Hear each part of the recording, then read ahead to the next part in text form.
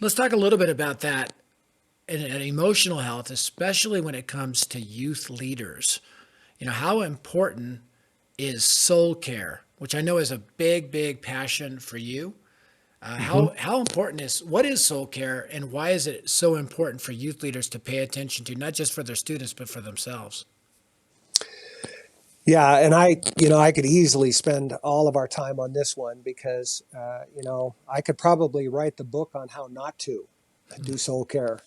Just because for so many years in my own ministry, I was driven by my own inadequacies, my own fear, my own performance based. I tend to be a perfectionist.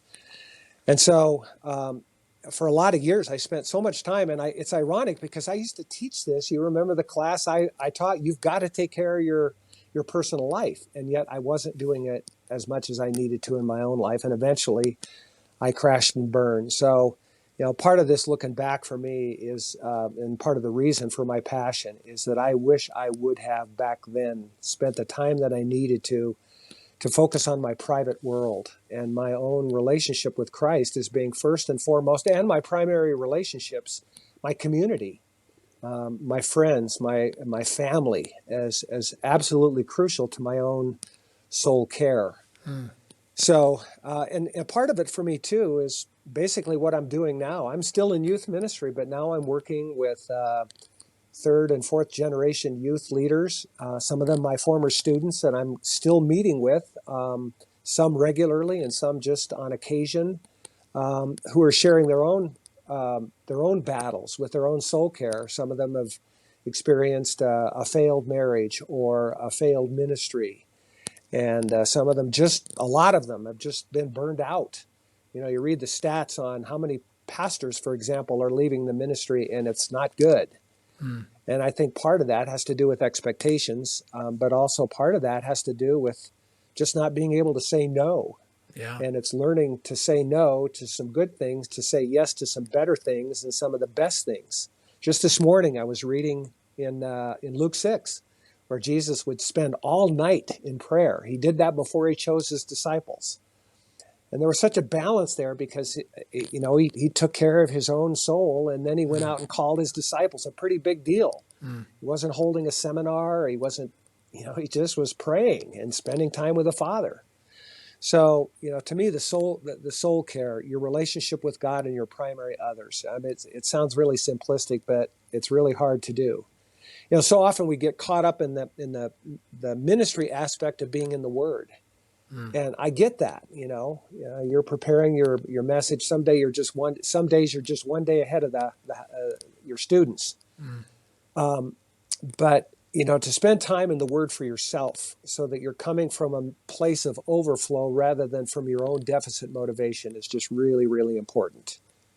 I think that's true. And one of the things I've noticed is my best sermons are devotional to me first. In other words, I'm exegeting them first for myself Yep. and how they apply to me. And then when I preach it, I preach with passion because it's already convicted me, transformed areas of my life, and now it's overflow as Yeah. opposed to And just, and sorry, I didn't mean to interrupt. no, that's right. Yeah. And it's you've let it. It's the difference between microwaving and crock potting.